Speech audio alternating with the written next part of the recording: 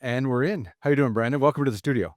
Thank you so much. It's an honor to be here. I'm excited.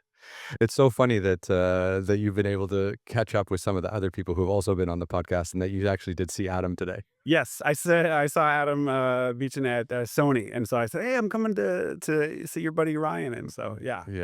he said very kind things. Oh, that's good. That's good. He could have gone both either way on that. No, we had a good conversation. He's a super sweet guy. Yeah.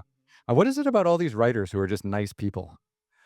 I want to say that's like partially animation. People say that like the animation industry has a reputation for being very welcoming and Mhm. warm, more so than like live action. So I don't know exactly what it is. I think it's like animation attracts certain kind of person who really wants to be there.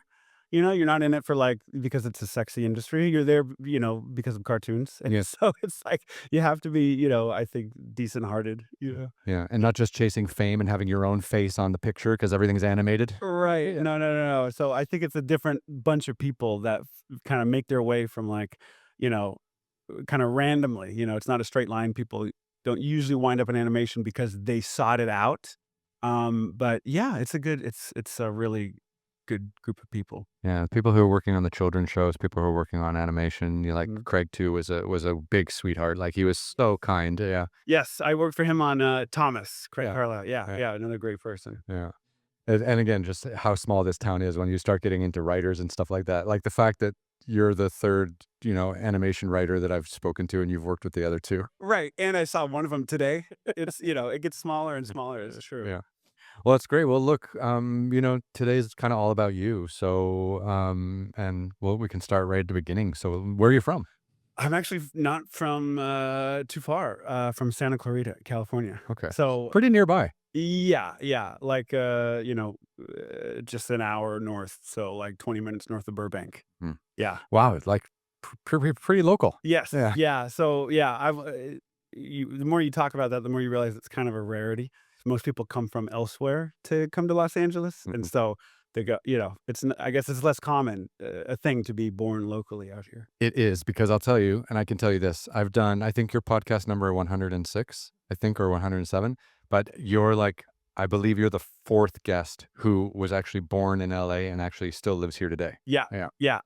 Well, yeah. So I was born in Santa Clarita, and actually my folks still out there, and Mhm. that's where I've lived, around LA, but kind of bought a house about 2 years ago. So back in Santa Clarita now because of that. Yeah. Well, I mean, LA is just so big. Like, it's just a mess out here, isn't it? Like, living in the city is crazy. Yeah, yeah. I mean, you're gonna drive no matter where you live. Mm. So yeah. At least in Santa Clarita, you get a little more bang for your buck out there. Yeah, and hopefully not too much traffic today on your way home. Yeah, it'll be fine. It's used to it. It's the lifestyle. Yeah. I mean, what were early influences? I mean, you grow up in, a stone's throw away from Burbank. How big was entertainment, in your early years? It's funny. It was all about comic books. So, Spider-Man, X-Men, the DC Universe, Batman, that was it. And it's kind of funny. I wind up in animation, but the really only thing I ever wanted to do was to be an artist and to draw comic books. And so as a kid in class, I was, always get in trouble for trying to, draw on the margins of the worksheets or draw on the margins of the notebooks, instead of paying attention like I should have. And so that was always the thing was drawing. That's the best. And all I can think of right now, and this has no reflection on you or any of the people watching, is that scene in Superbad where, where Jonah Hill's just scribbling in his notebook all the time, but he's drawing penises. Yes. Yes. Yeah, exactly. I could, definitely relate to that for sure.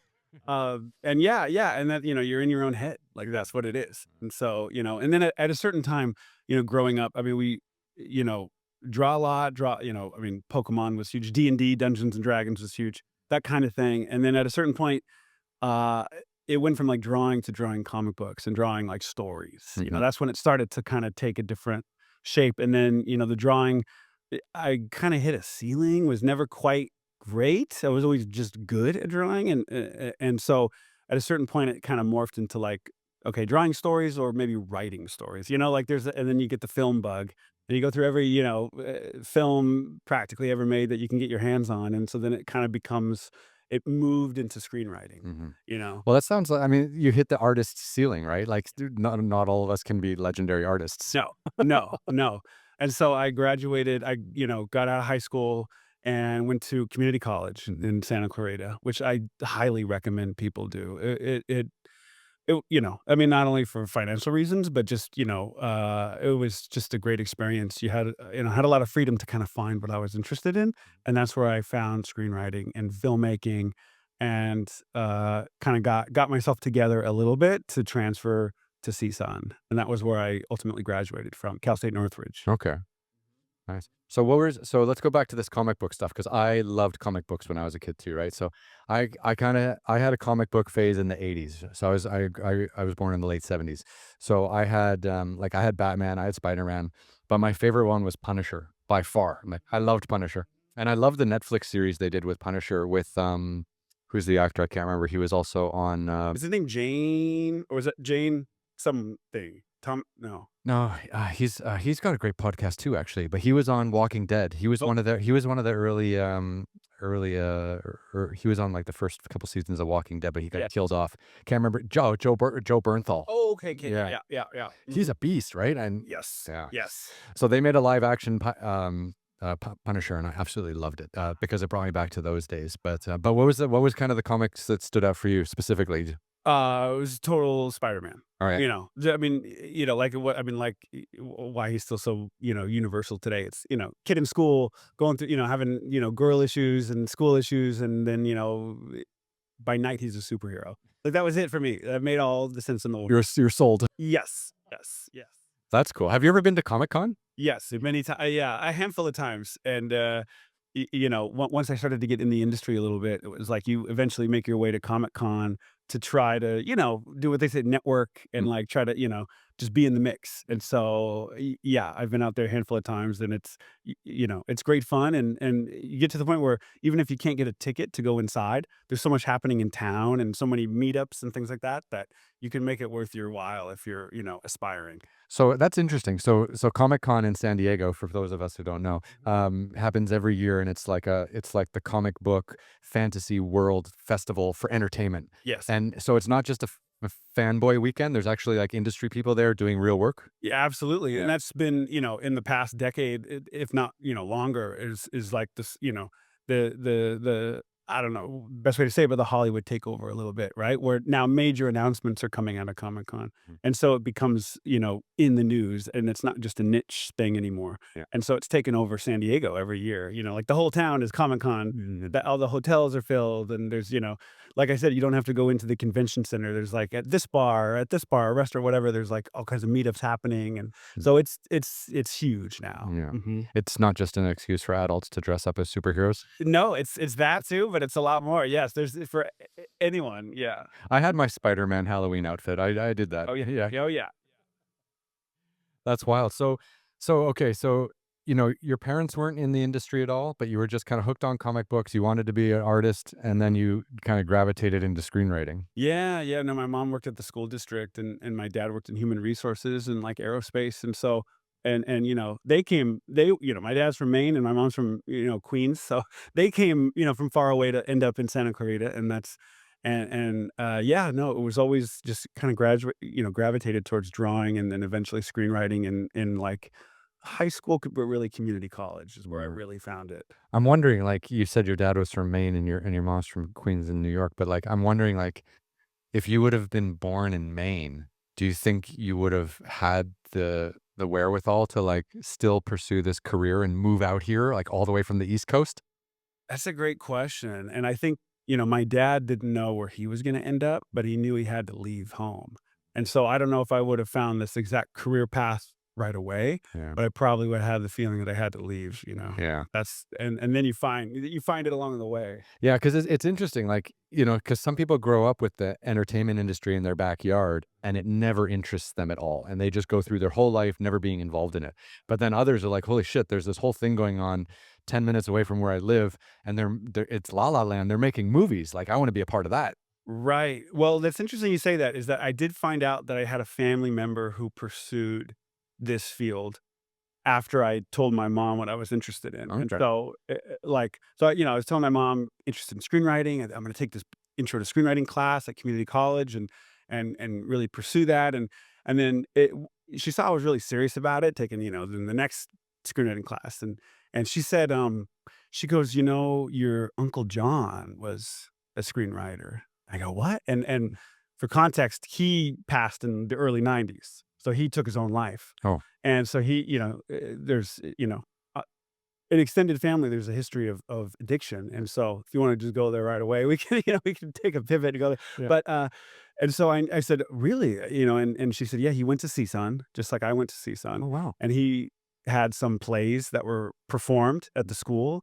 And he had, um, scripts that he had written, and so she actually so I didn't know he was the only one in my family that I ever, like, had any ambition to write, and here was my uncle who I barely he died when I was, like, probably 3 or 4, maybe 5 years old, so I don't really have any memories of him, just Right. pictures together, and my mom dug out one of his old screenplays from storage. It's the only one she saved. Mhm. And it's this like, detective story that's like in the vein of like, something from like the Maltese Falcon, right? With Mhm. Bogart from, the 30s and 40s, like, but set in at the time the 80s when he wrote it.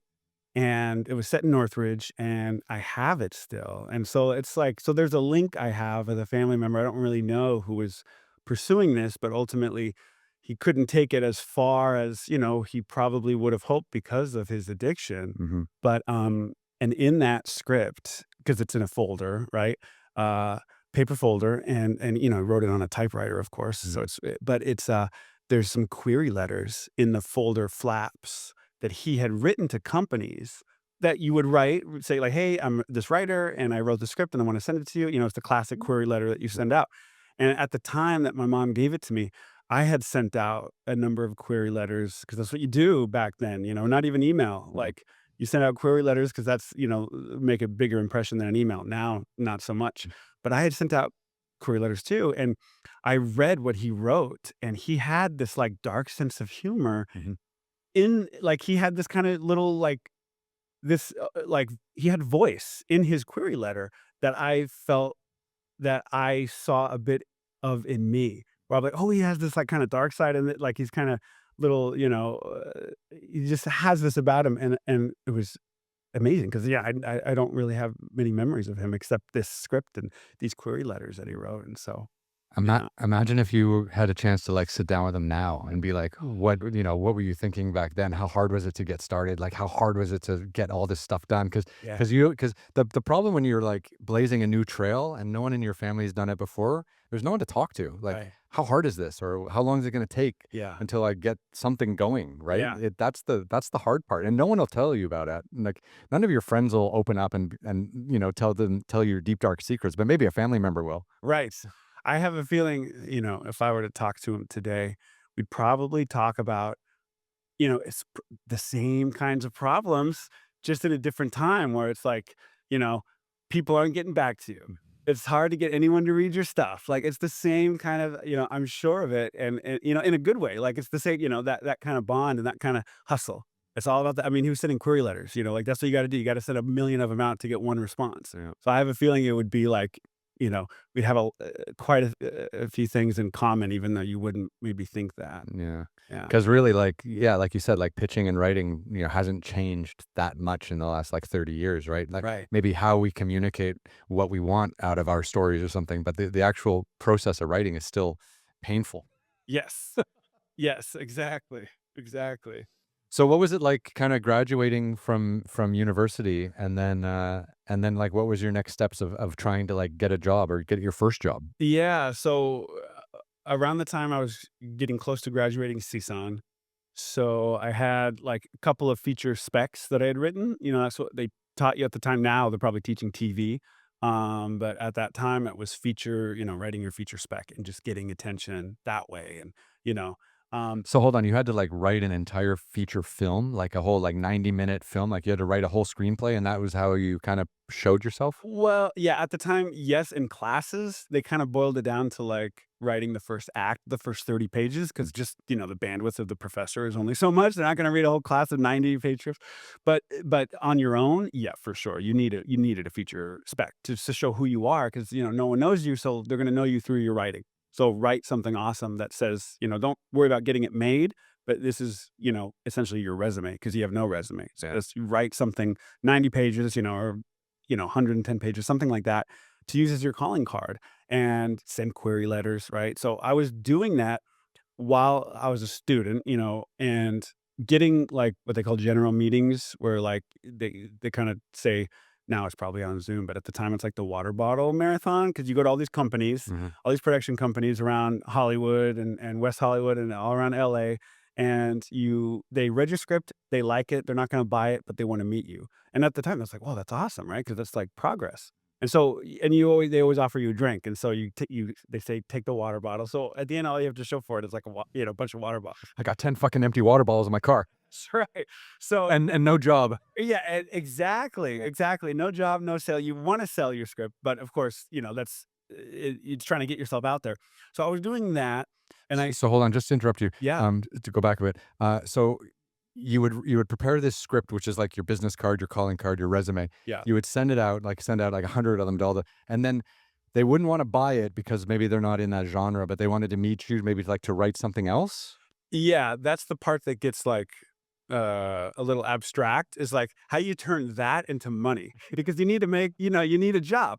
So how do you turn, like, this, and so, yeah, they're not gonna buy it, but they're like, "Oh, we like the writing," and it's one of those, like, stay in touch kinda things, but maybe they have something that they're working on that you can pitch on, Mhm, but again, going from, like, university with no credits, again, the odds of like that's not it's sensible like path, mm, like a career path, but you have to do it. And then after a certain amount of time, you feel like, okay, I have all these general meetings, but what next? And so, I couldn't see any of them like hiring me, mhm. right? Like, and I was like, okay, so what do I do? And aside from keep writing, but like, what do you actually do for work? And so around that time, I thought I was getting close to graduating CSUN, and I thought, well, maybe I should get a master's degree because maybe that's avoidance, like Yeah. job. And Just avoid the real world for 2 more years. yeah, yeah, exactly. But instead of masters in screenwriting, because that's more of the same, maybe humanities, because that would make me a broader person. And if I'm a broader person, I'll be a better writer. And that was the plan in my head that made sense. And I met with the humanities department, and I was like, here's what I want to do. And what do you think? And they're like, we love it. And then at that same time, when I was so we I haven't graduated. I'm leading up to graduate. Graduation's in like June, and then this is like March maybe. And I got a random email from the school, from a professor at the school, one of my classes, that said China scholarship opportunity in my in the subject. Mhm. And I was in the parking lot of like a bank on a Saturday, and I saw that, and I went, and that was one of those life moments where I knew I was going to China. Mm. I'm getting this. And I never applied for anything before. No, I went to community college, and then I applied to one college after that, and that was CSUN, like, but this scholarship made so much sense. And I was like, this is the humanities, but in real life. It's like a 2 for 1. Yes. So instantly I read the email. I was like, what do I have to do? And I got in touch with the person that sent, that was the coordinator of this, like, scholarship, and coincidentally, which, I'd never thought about China before, and at CSUN, they have something called the China Institute, and, which is I didn't know any that even existed, and what they did, what the scholarship did was take students who are interested in, like, it could be filmmaking, could be music, and send them to China to a corresponding university. So I was like, "This is insane." And so, long story short, I applied for it and went through a bunch of hoops, and you have to write all that in the application process, and I got it. There was like 5 of us that year that got it. And so I graduated in June, and then, like, September, I was in Beijing. How fucking cool is that? Talk about, yeah, I was, thinking I was gonna get a master's in humanities, but stay at home, but, like I said, because I was born out here and I wanted to be a screenwriter, which means probably working in Los Angeles. I never left home. Mhm. CSUN's a commuter school, so I was going to college and then going back to my parents' house and going to sleep. Right. So I You never had deep the down, never had the chance to, like, get out and, like, see no, something. Yeah. no, and so that was that for me. I was like, oh yeah, this is it. What year was that?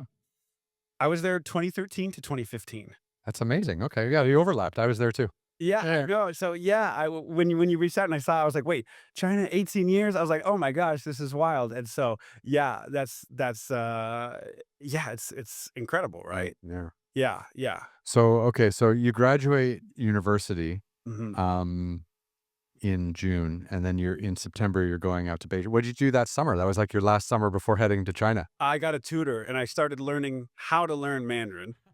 Not learning Mandarin, but learning how to learn it. Learning how not to learn it.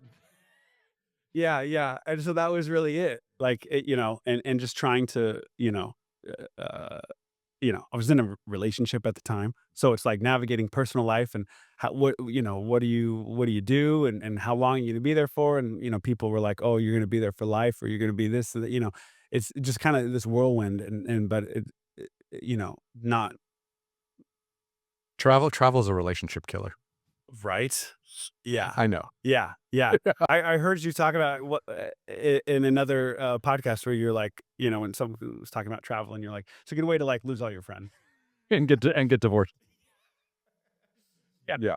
Not speaking from personal experience. Yeah. Yeah, totally, and so it was that. It was, like, mentally preparing, but also, like, Google imaging, like, Beijing Film Academy every day because I didn't have any like, you have an idea of, like, what Europe is like, or, I'd gone to, like, you know, Paris once and, like, it's, like, adjacent to America in a way, right? But, like, this just felt like another planet, and I just was Google imaging, like, everything just to, like, "What's it gonna be like?" And, and then just time passing, and then you're there. Yeah. What was it like on the flight over? Uh It was nerve-wracking. It was certainly the longest flight. I had ever been on LAX, like, Yeah. to, direct, like, 15 hours, Yeah. and this lady And you go back in time. Did you notice that? Yes, Yeah. yes. Yeah, you leave on a Monday and you arrive on a Sunday. Right, right, right. Yeah. Absolutely, and, this Chinese lady was, like, next to me and, like, very nice and, asked she spoke English and, 'cause all I could do at the time was, like, count to 10, so I couldn't have a conversation, but she spoke English and she saw my iPhone, she's like, "You might wanna just, like, not have that out," and it's like, "Oh god, what is this gonna be like?" So it was, a mixture of emotions, so you almost feel numb, you don't know what to feel. You're scared. I don't think there's any more intimidating arrival process in the world than arriving in Beijing at the airport and just seeing all the security and all the guards and the passport control and everything like that. Like, Yes. they really do, like, in the United States, when you arrive here, you just look at, like, immigration passport control and you're like, "What a fucking mess." Like, when are these people gonna fucking figure out how to do this efficiently? But in Beijing, it's just like you feel the central government, like, right away. Oh, yeah. Yeah, and you hope that you filled everything out right and that, you feel, travel makes you so vulnerable, especially when you don't know the language or, even know it well, and so it's like, what if there's a problem? Like, what do I do? Can this person speak English? Can this like, what do I you just I'm gonna do what they say and then hope I get to the other side of that gate so I could take the shuttle to the yeah. And then that was your first moment producing. Right. Problem solving. Probably exactly. Yeah. Yeah, yeah, and then that cat and then, parents gave me advice, right? They're terrified because they don't know anything about China either, and their, oldest son is going over there, and then my dad's like, "Remember at the airport, buy water so you have water, and like, something doesn't feel right, like, don't do it," giving me advice, and, like, all that, like, went out the window, and, like, the first guy that offered me a ride, I accepted, and then I went to his car, and it wasn't a cab.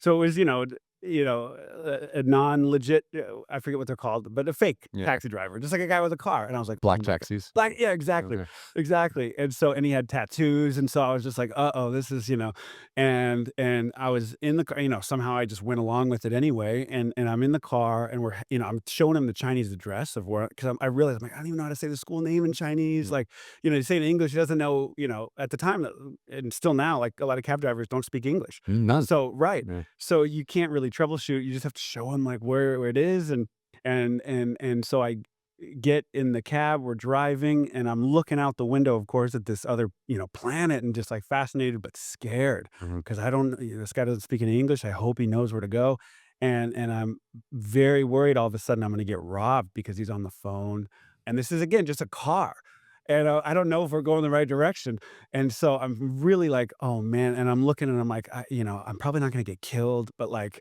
it's raining, so you're probably gonna get robbed and left on the side of the road.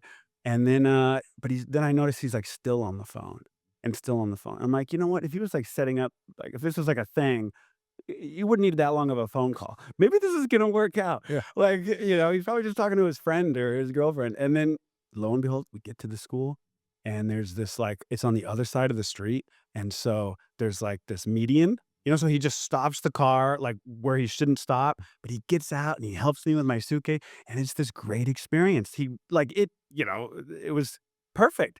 I was like, "Oh my gosh, here's the school," and, the flight was overnight, so I get there, it's like 6 in the morning. Of course, I don't know where to go. Now it's like, I realize there's no signs like, "Welcome, international," like, they don't, and so I'm looking around, Shit.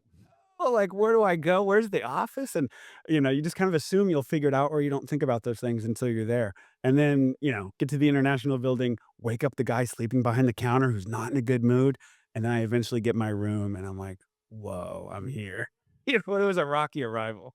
What a fucking story, man. That's the best. That's it. Like going to China by yourself at any age is a rush. Yes. Yeah. Yeah. Uh, Yeah. Yeah. I did my first trip in 2001. Okay. So I was 22 and I finished school, and and I remember I bought the cheapest flight humanly possible. I flew from Toronto, I think, to Chicago, and then from Chicago to Anchorage, Alaska, and then from Anchorage, Alaska to Taipei, Taiwan, and then from Taipei, Taiwan to Hong Kong. Oh, And I started my journey in Hong Kong, and then I crossed the border into China, and then I went all around China, and then I came back through Hong Kong. But I just remember that first flight and that first, like, landing in Hong Kong, and Hong Kong obviously isn't mainland China. I mean, it's complicated, right. but it's totally different. But landing in Hong Kong was like a softer entry to landing in the mainland, so that was always nice. And then I just remember waking up the next day and, like, crossing the border into Shenzhen and trying to find the train station, trying to figure out how to buy tickets, trying to figure out how to eat. There's so much. It was like it's such like a raw adventure. Mhm. Yeah. How much, Chinese did you know? Did you study Mandarin ahead of time? Nothing. I knew None. nothing. Yeah. So what I did was, like, so in 2001 I went for a 3-month trip all around China. 90 days. I was totally by myself. I had a pretty tight budget. I traveled by plane, or sorry, I traveled by train and by bus the whole way. Didn't fly at all. And basically circumnavigated all of China. And yeah, it took me like a week or so to figure out, like, using my mouth to communicate was not working. So what I did was I had this notebook, and I would, like, copy or trace the characters for food or taxis or this and that in my book, so that I had a page with something on it. And anytime I ate at a restaurant and I liked the dish, I would ask the lady to, like, write in my book what it was, so Right. that the next place I went, I could show that I would do that.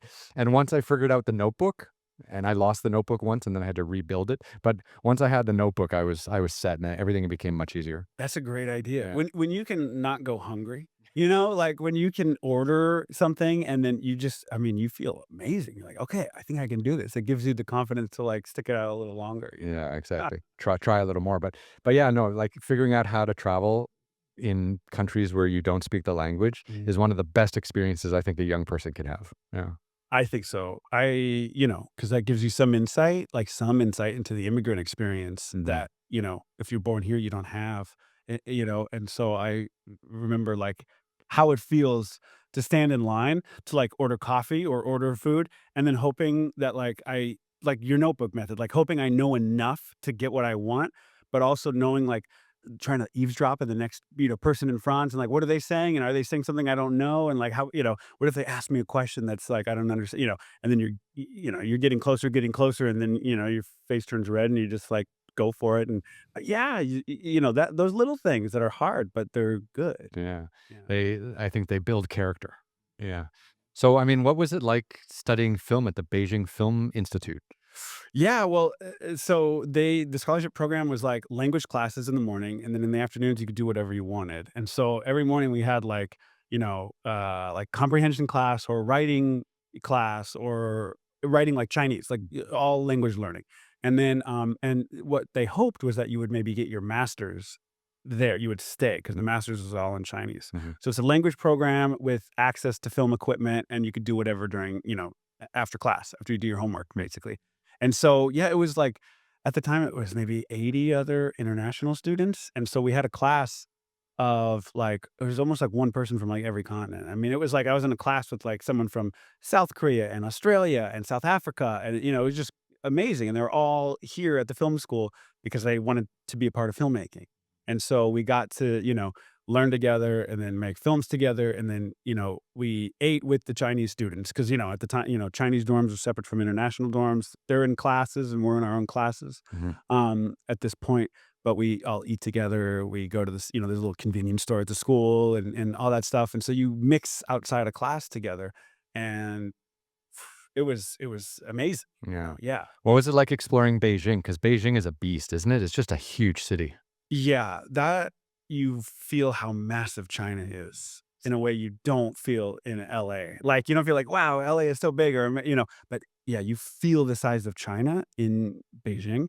Um, and at the time, it was very smoggy. So there were sometimes we couldn't see like a block ahead of us because it was, because it all settled in the valley, which is, Beijing is in a valley. Mm. Um, but so it was exactly what I wanted deep down because it was so uncomfortable in the beginning.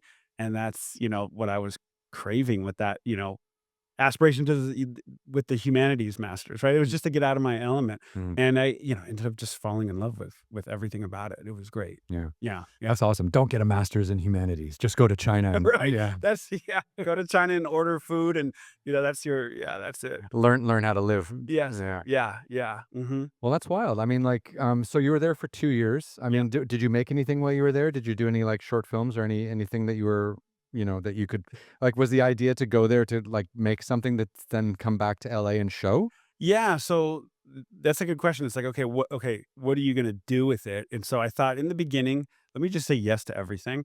And then, and so like I would act in a bunch of, like Chinese student films because it was, I was a tall white guy on campus, right? And so I just said yeah, and I could explore and see how like explore the city through like Chinese film crews. And then I did some of my own stuff. We did like a, short film dark comedy for the 48-hour film festival they had out there. We did like a little short documentary of like this local dumpling shop that we would love that we go to eat every day after school and like, interview the owner and like put this little short documentary commercial together for him. And there was this bar that we really liked in the financial district, and we would do promos for their drinks, and in exchange, we got food and access to it, like, and so it was just a little bit of everything, and then as time went on, I felt like, "Okay, I need to start saying no a little bit more." So, like, in the beginning, it's all yes to everything, just do it, don't think about anything, and then it was like, remember why I came out, which was to be a broader person, to be a better writer, and so that kinda came back to me of like, "Okay, what do I want to, like, come away with?" And, I re-upped my scholarship for another year out Mm. there, like, so it was originally like, an 8-month, almost a year commitment, and then you go back out again, and when I went back out, because I after the first year ended, I felt like I wasn't done. Mhm. Felt like I was just starting to scratch the surface. Whatever I was supposed to do out there, I haven't done, but I couldn't articulate what it was. And when I went back out there, because I went home, on break, went back out. And then after a couple weeks, I got sober. I quit drinking. Mhm. And I was like, okay. And it's been now like 10 years. Oh, Oh, thank congratulations. you. Yeah. Yeah. And so that was like a big part of it of just like, okay, I think I'm supposed to do this before I can figure out the next thing. So was it just you were partying too much? I wasn't necessarily partying, but it was like, it Because was just, Beijing's a fun town. yeah, it certainly is. Yeah, like the romantic part of the, drinker abroad Mhm. was just losing the romance. Like it was, it starts like fun and then it's like fun with problems and then it's problems, right? That's what you hear. And so, I didn't like pick it up out there, but I was, on a path before China where I, drinking was just a part of my life, and it just started to get, the normal increases. And then I also noticed how lucky I was just in general, right? Like, not thank God, like, never hurt anyone or hurt myself seriously, but like it was just something that was like I was starting to prioritize a little too much. And, being aware of like my, extended family members, my uncles, I was like, this is going to be a thing. And so I remember one night I went out and I was like, I'm done. I'm not going to drink like leading up to the weekend. And then, of course, Friday, Saturday, Sunday drinking. And then I'm going back to the dorm Sunday evening and I run into these people that I hadn't seen for like a year. And I couldn't even tell you their names or what they did, but I remember them. They remembered me.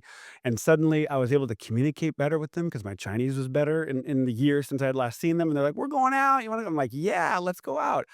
And, hopping like, we go around the corner to this restaurant, and then we go, like, down this, hop in some, like, Lamborghini, some sports car, go to this restaurant I'll never be able to find again in the back room, and we're, like, drinking all night, and I'm looking, and I'm like, it's a school night, it's, like, 3 in the morning. I'm just like, "This, I gotta go," and I still, like, was kinda put together pretty well at the time, like, that night, I'm like, "I gotta go," and I say goodbye, and then I wake up the next morning and I had this voice in my head that, we all kind of hear like, sometimes like, oh, never again, you know? Yeah. And like never again is usually like, maybe until like 4:45 the next day. Like, like usually that's when like, well, okay. But this was different. Yeah. And it was, and the voice was like, I don't ever want to drink again. Mhm. And and that was it. Like it was just that moment of like something cut through and it was like, you're done. That's amazing though that you had the wherewithal to listen. Yeah, finally, finally. And after a lot of, times of just, being lucky and like, very much. And it was like, I did have the thought of like, if all this is never enough, like if all this isn't enough, like it's never gonna be enough. And for some reason I thought of Jerry Rafferty, Jerry Rafferty, I don't know, you don't know Baker Street? Okay, you've definitely heard his songs and uh, singer-songwriter of the '70s, and I wanna say he died at, like, 63 because he, drink just killed him, and I was like, "Okay, I get it. I get why you're just chasing something that's never enough," and I'm like, "I can't." My uncle is like, "I can't go down that path," and so it was like, yeah, just something lifted that day. hmm. Well, that's good. I mean, that's congratulations. I mean, it's not easy. I mean, a lot of people just aren't able to stop doing that. Yeah. Yeah. Yeah, yeah. Mm. And actually, like people say alcohol is way worse than any other drug. Like the people are like people do heroin, they do cocaine, they do all this other stuff, but they always say like alcohol is by far the worst, and it's the only one that's legal. It's crazy. Right. Yeah. Yeah, Huh. yeah, and out there too, it's, there's no shortage of it either, No. Yeah. No. No, it's a wild. But you did say something earlier that I want to go back to. You said your first year there, you kind of just said yes to everything. You were just trying to like soak it all up. And I think that's really the case because I think when you go to China, it's so different that the first, like, year you're there, you're just trying to figure out, like, who you are living in China. Like, and then the second year you're there, you start to learn, like, how to dig. Like, "Okay, that's how that works. Okay, that's how that works. Okay, that's how people do this. That's how people do that." And I feel like if you're a storyteller, like and I was a journalist when I first went to China, so I did that for a long time, but the first year out, you're just so overwhelmed by anything. You can't learn how to dig deep. You can't really learn how to find, like, context into all these things, and then you start to have a few Chinese friends, and by your second year, you learn the language a little bit more, and then you start to like dig in really deep. So, like, I worked for the New York Times for 10 years when I was living in China. I was a freelance photographer, and when the New York Times sent out new writers, and I was there for a cycle of different writers over the years, the first year that they would come out, they wouldn't even do any reporting. They would just learn Chinese, get settled, and it took a while for the visa to be approved because journalist visas were always a problem, and especially for the New York Times, there was always an issue. But the first year they came out, they just told them like to learn the language and settle in and get comfortable, and not even try to like do any reporting because the depth of Right. reporting, the depth of reporting that they'll be able to do in the second year, once they get that first year under their belt, will be just so much better. That's amazing. I love that. That's absolutely true. I think too, going out there and just saying yes to everything, don't try to, control. Don't control anything. Just let go. That's what you need to do. Yeah. And That's yeah, yeah. So, I mean, okay, so you got sober, in Beijing, which is the first time I've ever heard that, so that's good. But did it change your outlook or change your work or change your, desire to tell stories about China? Or, I mean, did that spark any kind of creativity? I think, getting honest with yourself, Mhm. is y leads to that, and so that for me, that was like, you have to, realizing that I need to quit drinking was the first time I was, like, really honest with myself, and so after that and then you do it, and you have keep doing it, but you make the decision, and then, you have to tell people eventually because 'cause they're gonna invite you out, and it's, and so you have to stick to it, and that requires, like, some amount of strength, and then you realize that you can trust yourself. That was a big deal because I did wonder out there. I thought, this is the first time where, I'm really away from home. And if I die, like, there's no one to help me really. I can't go home, and so I thought, if I can't do it, who's going to do it for me? And so, because of the drinking that went away, I was able to really look at why did I go out there in the first place? And is it like, so remember, be a better writer. That was ultimately the path. And so, you are faced with choices like, do you want to continue the scholarship even more? Do you want to go to Shanghai? Do you want to go there? We'll send you wherever you want to go. I was in good standing with the scholarship council. And I started to realize that I didn't wanna be a student forever. It was another one of those feelings, like the general meetings where you get a bunch of water bottles and then you're like, "Okay, wait, but now what?" So out there, you could tell someone you're in China studying and instantly you're like, it's a validate like, "Oh, wow, this person's doing something." But, like, after a while, it's like, "Okay, but what are you really doing with it? Or are you hiding behind, this scholarship that ultimately you're a student, so what are you gonna do with it?" And so I had that conversation with myself about, like, what am I gonna do next? And I thought, I don't wanna be a student into my 30s. You could kinda see that. You can get out there and, like, just be a professional student. And so I thought, I think I need to take this back with me to Los Angeles and make that part of my story. And now I'm ready to devote myself full time to working. And so I wrote in my, like, wallet that I was gonna be a writer's assistant in television, not write, like, the biggest dream, but, like, write the next step, and, I thought out there, because you're talking about, like, who are you, right, when no one knows you, Mhm. and I thought, well, one of my because you start over from scratch, so I thought, well, maybe one of my strengths might be, meeting people, because I ended up knowing a lot of people around the city, and I had places I like to go, and a wide, range of not just students, but other people, and I thought, maybe I need to be in a big environment like China was, and then these people can help me figure out where to go. So I thought, not a small production company, but a big company, with a lot of people, and then they'll kind of steer me in the right direction. It was a weird thing to, like, think, but I thought, like, okay, it's like a big company is where I need to go. And so I decided to end the scholarship and come back. Yeah. And you went straight to Disney. Yeah, no, not quite.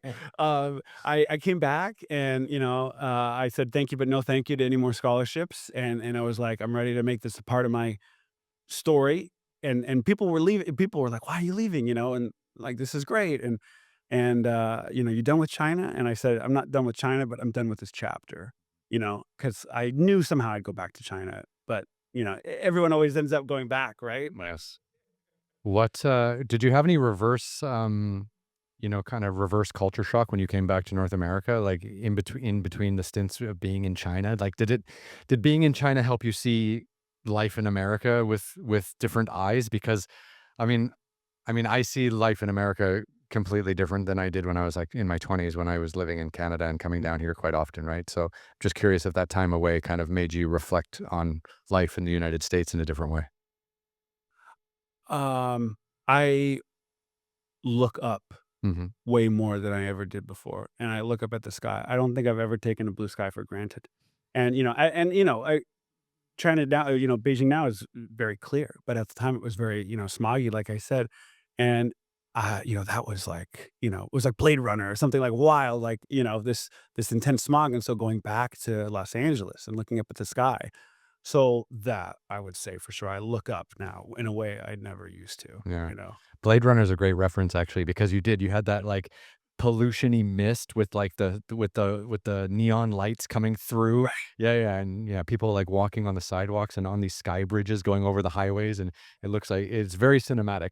Absolutely. I mean, for like a young person it's like, this is awesome. Like, this is cool. This is not, it's not like it's not the Hawaiian Film Academy, like this is, This is serious. yeah, but it was great, And so that is just looking up at the sky.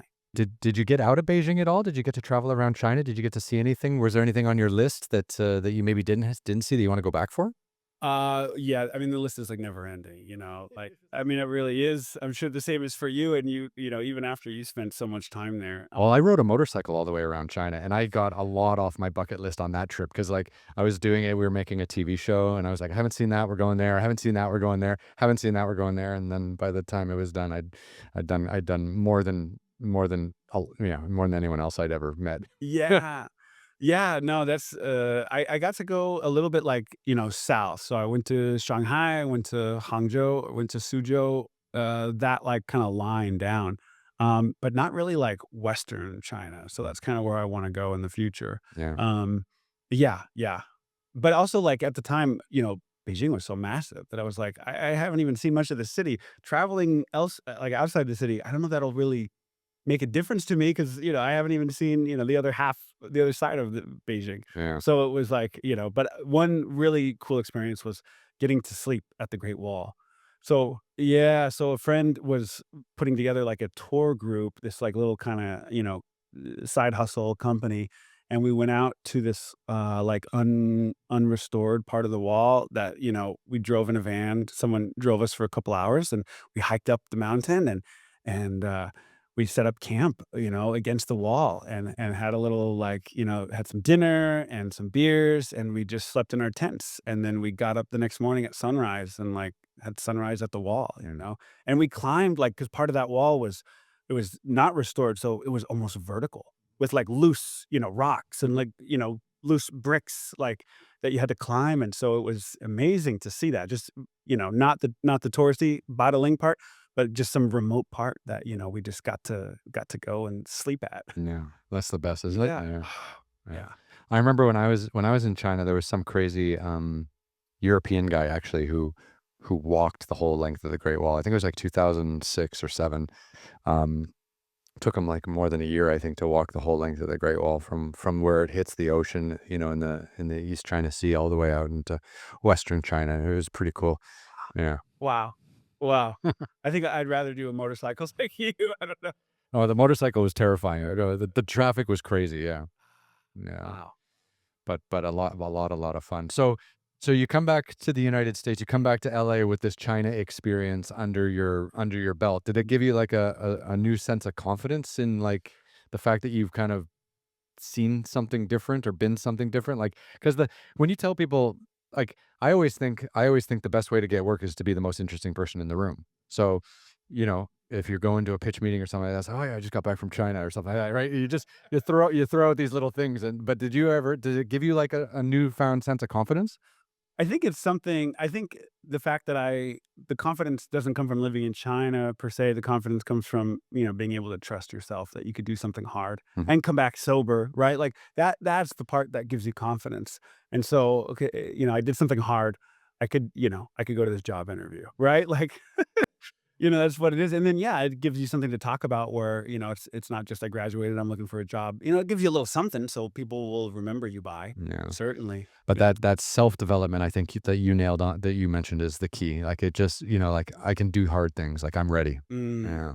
Yeah, yeah, and so coming back, again, it was like, okay, looking for a job, ultimate goal is to write, but I gotta, work my way up, and so I, was applying, I didn't get anything for, like, 6 months, and, and then there was this, like, temp agency in Santa Clarita that I researched and found, and, they kind of put you in different companies at, like, an assistant level, and it's a good way in, and I interviewed with them, and they're like, "Well, we don't often have, uh, entertainment companies, but sometimes," and I said, "Well," I've been back for 6 months, I got nothing, so sometimes it's better than, Yeah.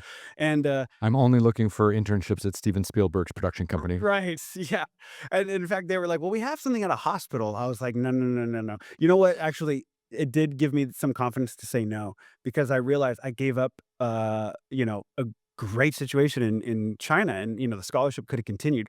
So I did not come back to say yes to working in a place where I did not really think I will grow. So, like, the hospital, I was like, "No, I'm not gonna work in a hospital."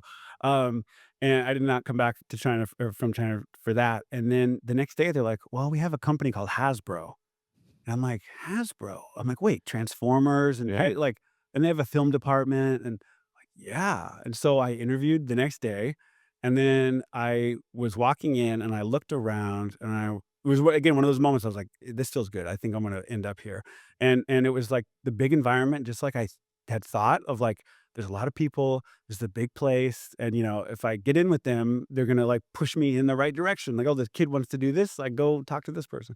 And so that was the feeling I got. I interviewed, and then on the way home, I was calling the temp agency, and I couldn't get through, and then the temp agency called me back, and I said, "Hey, I just got out of Hasbro. I think it went well," and they're like, "Yeah, they called. They want you to start tomorrow." Oh, wow. And so the temp agency that took 6 months to, like, find, in days, I was at Hasbro, and I was a studio assistant temp, Mhm. um, and it was exactly what I had, like, kind of envisioned, which was I was everywhere all day. I was helping this person, this department, and I was meeting everyone at the company, all the departments. I was, distributing mail and packages and, putting Perrier in the fridge and all that, and so it was like, "Oh, yeah, this is exactly the right place." Yeah, I mean, it's funny, like, when I first came out here, I would hear stories of people saying, like, "Oh, your first year, you're just gonna get people coffee and all that shit." But actually and people were like, at the moment, I really hated it, but then it got me to meet all the different people in the company and learn what everyone does, so that after the first year, when there's an opening, I know kind of what the jobs might be available, and then I can move up within the company. So actually, Yeah. that first shitty year of being a temp or just, getting people coffee is actually a really great entry point for teaching people like how these companies actually get shit done. Oh, totally, Yeah. totally, and, you still have to, like, check your ego at sometimes because I remember one time I got an email from this guy. They had an animation department upstairs, and this guy emailed me, and, like, and I knew everyone by name at that point, and this guy is, maybe a little younger than me, actually, and he always had, like, bedhead, like, he looks like he just kinda woke up, which, I was like, "Okay, that's interesting." In 2024, you can get away with that, but not then. No, not back then. And so, he, like, that was kinda his vibe, and he told me, like, they needed more oatmeal, like, upstairs, and so I was like, "Okay, I gotta, like, first of all, you gotta check your ego, and the second of all, it's like, okay, if I'm gonna prove I'm better than oatmeal, you gotta prove that you're better than oatmeal. I gotta fuck the Mm. shit out of that oatmeal," like, really. So you have to, reframe your thinking sometimes, and, it's not like all like, "Oh," it's all optimism, but, like, you gotta do that sometimes. Yeah. Does Hasbro make Transformers and GI Joe? Yeah. Yeah, Mhm. I had all the I had all the GI Joe when I was a kid. Like I had all of them. Yeah. Yes. Yeah, Yeah, the cartoons, the movies, yeah, yeah. Mhm, yeah. mhm. That's great. So what a great entry point. Like when you think about loving comic books when you're a kid, like what do you? I mean, you've got Marvel, you've got Disney, and you've got like Hasbro, and you've got. I mean, who are? DC and Warner Brothers is the other kinda, Yeah, world of comics, yeah. yeah. And you landed at one of them. That's amazing. Yeah, and, I did that, and then at some point, they, said to me that they're greenlighting Stretch Armstrong, the show based on the toy Stretch Armstrong that, Yeah. like this wrestler guy that you stretch, right, from the '90s, and they're modernizing it, and they're making, like, a superhero show, and they're like, "And we know you wanna write, so maybe you can interview," and I was like, "Oh my gosh," but it was animation, and I had never considered animation before. I liked it, but I'd never they don't teach you that, and since I wasn't an artist, it didn't seem like a career path, which is probably true for a lot of animation writers. You don't know how to get into it, and you don't, like, aim for it, and then I read the script, the pilot script, and I was like, "This is so good.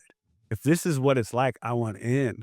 And so, I interviewed for it and got it, Wow. as a PA, like, another entry point, but now it's an entry point into, like, something closer and more in the environment of, like, and that show was my animation school, got to every aspect of animation, the animation pipeline, and then, thanks to the head writers, Kevin Burke and Doc Wyatt, I got to write my first, like, official freelance script for the show. Like, second half of the season, they were like, "Hey, why don't you we know why you're here." Like, they told me in the beginning, "We know you wanna write, and so, just always be practicing because we might call on you at some point." And that was, like, all I was like, "Okay, I'm seen. So now just, like, do the job well." And then they, in the second half of the season, so that was my first, like, credit, Mhm. which was like, "Oh, wow, okay." I love the fact that you said no to a master's in LA, and then you went to fucking China, and then you came back and got your dream job. Yeah, that's true. Yeah. Yeah. Could you imagine if you didn't go to China and you just went there and got, like, a fucking humanities degree, and then and then what? Like, you know what I mean? Like, I don't even know what that means. What does humanities means? I just yeah, I heard so history? I heard it in an Apple commercial. It's not and so I was like, "That seems like a good pass." Yeah. That's amazing though, like, no, I did humanities, like, international politics and stuff like that, yeah, it doesn't help unless you just wanna be bitter when you read the news. Which is every day. Yeah, Yeah. yeah, No. yeah. So you got to write a freelance episode for, the Stretch, Armstrong, Armstrong. that's Yeah. fucking epic, so that was your first, like, IMDb credit. Yes, that was, like, first, like, written by with your name on the screen, and that was huge, and, like, oh my gosh, and then, that was for Netflix, so it was, like, Hasbro and Netflix, it came out on Netflix, and, then that was, they ordered, 26 episodes, and holy shit, that was, 26, like, half hours, so 22 minutes, Yeah. 26, 22-minute episodes, and, I wrote, like, number 22, I think it was, and then that was, winding down, so it's like, "Okay, now I got it," but, how do you turn it into the next job? Yeah. I mean, that is the key, right? How do you take one job and turn it into the next job? So how do you do it? Where'd you end up? Yeah, so then one of the exec producers on that show, his name is Vic Cook, and he told me that he was going to Disney. He's like, "It doesn't seem like Netflix is gonna renew Stretch, and, I wanna recommend you for this show I'm going to at Disney, and, but it's a preschool show." And now Stretch was like 6 to 11, so Stretch Armstrong felt like the cartoons I remember like Spider-Man cartoon or Saturday morning cartoons. It was in that vein, you know? Mhm, But I was like, preschool? I was like, "I don't wanna write baby stuff," you mhm. know? Like, I don't know about that, but of course, I'm interested, but I'm like, "I don't wanna write baby stuff." And then I read the pilot to that show, and I was like, again, this is so much better than what I could do.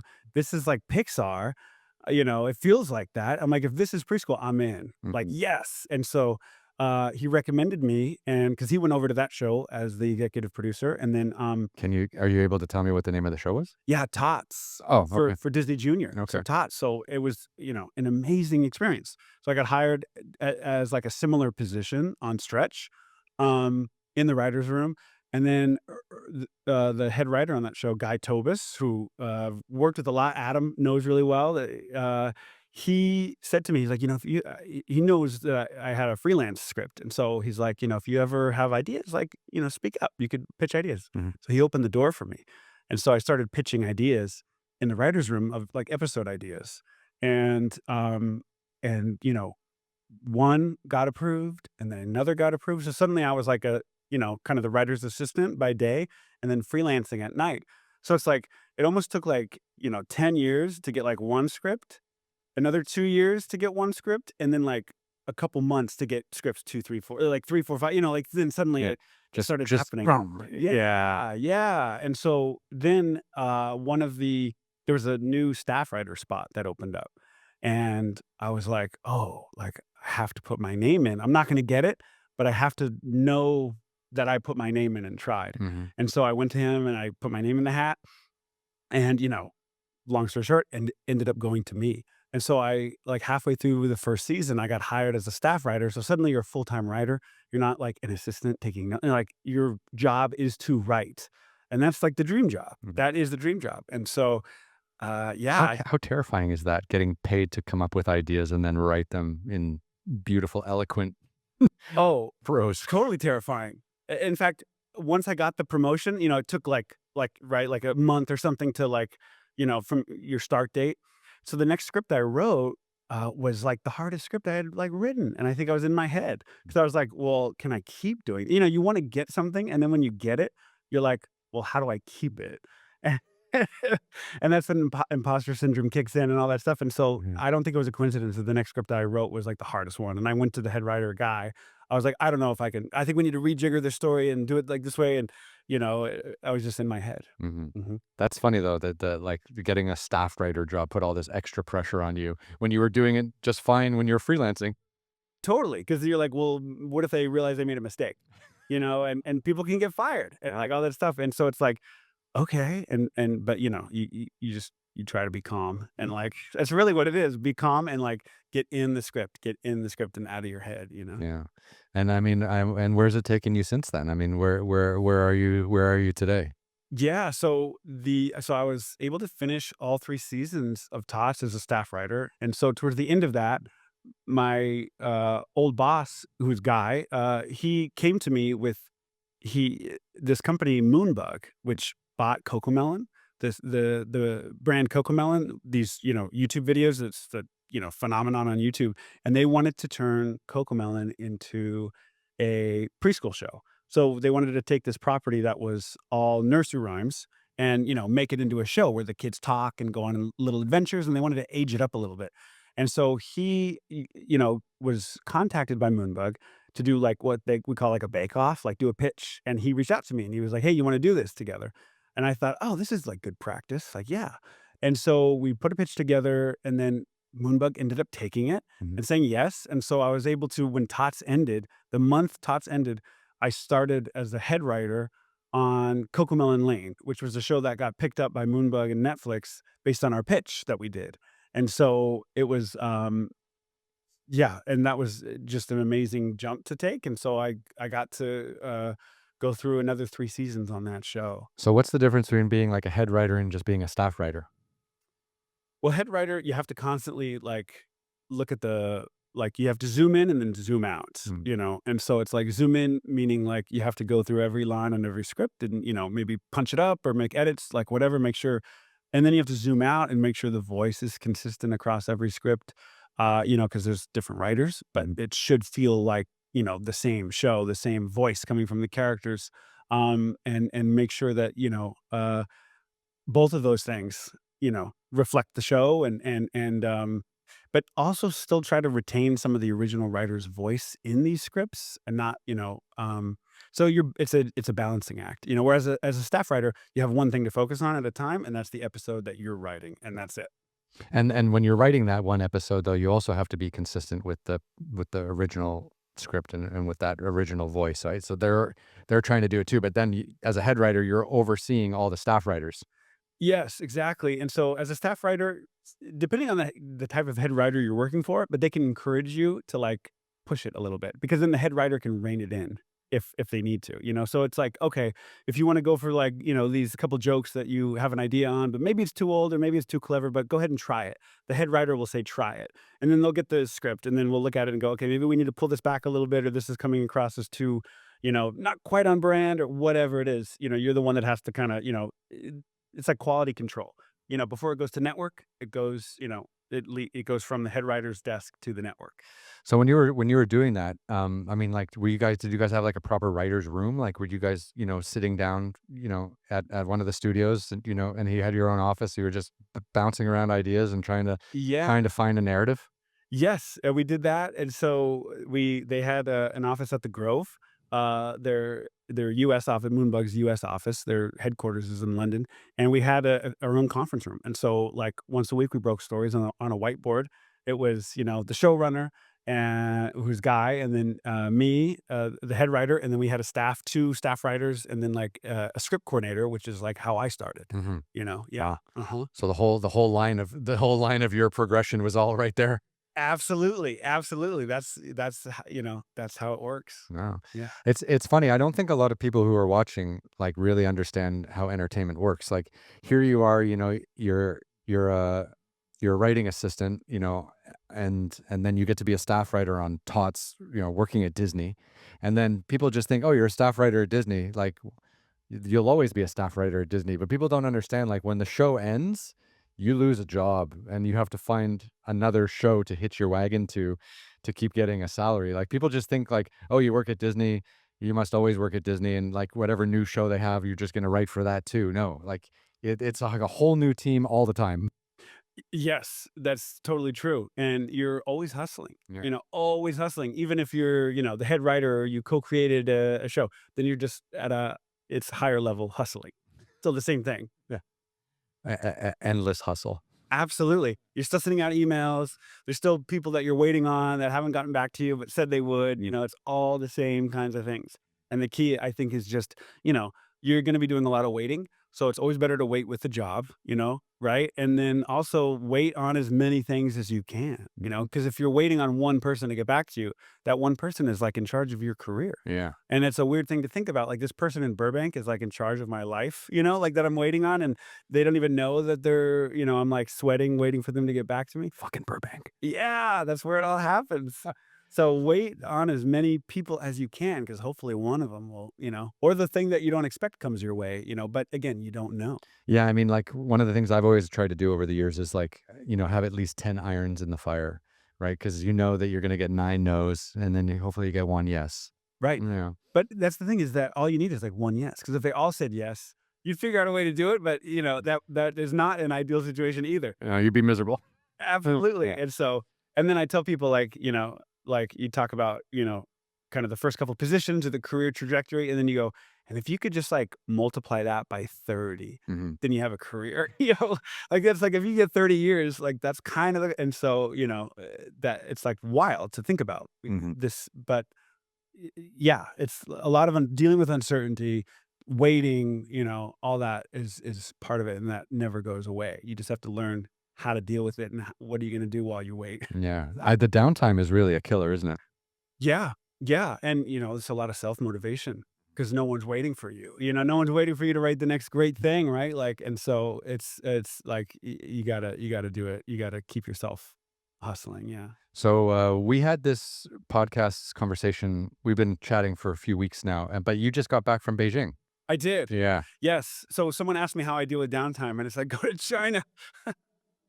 That's fantastic, though. Yeah. So tell me about it. Well, so it's been about 10 years, almost 10 years since I got back from Beijing, and I was starting to think like over summer um that I wanted to see if I could find a way, and I felt like I had finally had like enough credits or enough to maybe talk about up to a certain point that I could kind of give back. And so I thought, maybe I could go back to China and give some lectures at universities, and including my own and I'm like, there's got to be a way to do that. And so it really came out of, there was a guy that reached out to me on LinkedIn of all places. And Wasn't me, was it? yeah, no, but it was almost around the same time. And he was looking for like a writer, he was looking for a writer for his friend's company, and it ultimately didn't work out. But and he's Chinese, and he comes to, San Francisco and Beijing a lot. He's back and forth. He and I hit it off. And so when I was reaching out to my friends in China to tell them, hey, is this even possible? Can I do this? Like, do you know anyone at universities that want to put this like little tour together? I was like, oh yeah, that guy I talked to on LinkedIn, like he seemed cool. And so I reached out to him, and he's like, I don't have any university connections, but I know someone who's in charge of this like organization. She's, bilingual, and they do all kinds of like networking and film screenings, and maybe she can point you in the right direction. And that contact opened the doors for me and made it all possible. So it was a random LinkedIn connection that, ended up paying off in a way, yeah. It's nice though that after being a head writer, on a hit show and things like that, like now you're looking at trying to give back and teach people a little and offer some motivation. I think so, because I get, there's a lot of people that just reach out on LinkedIn with questions, a lot of up and coming writers. Mhm. And, I did that all the time to people.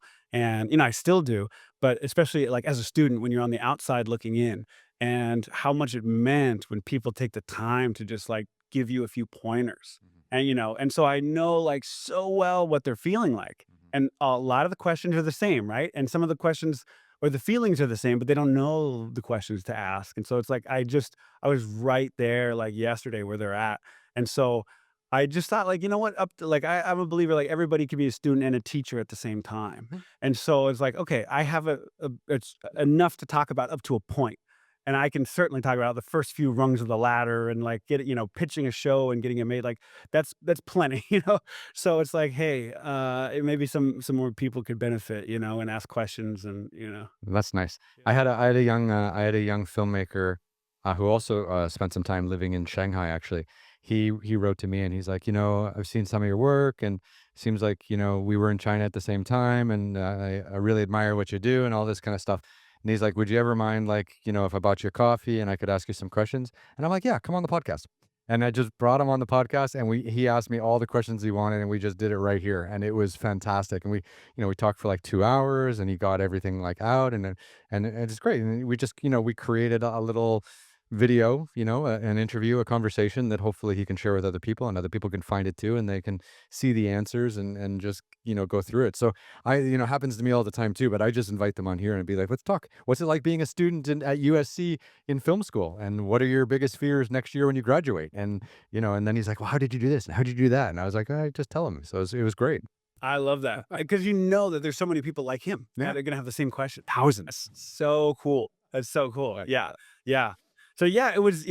I was there from one weekend to the following weekend, and it went to like three different universities. I kind of prepared like four different lectures Hmm. and talked about like story structure, talked about pitching and selling a show, I'd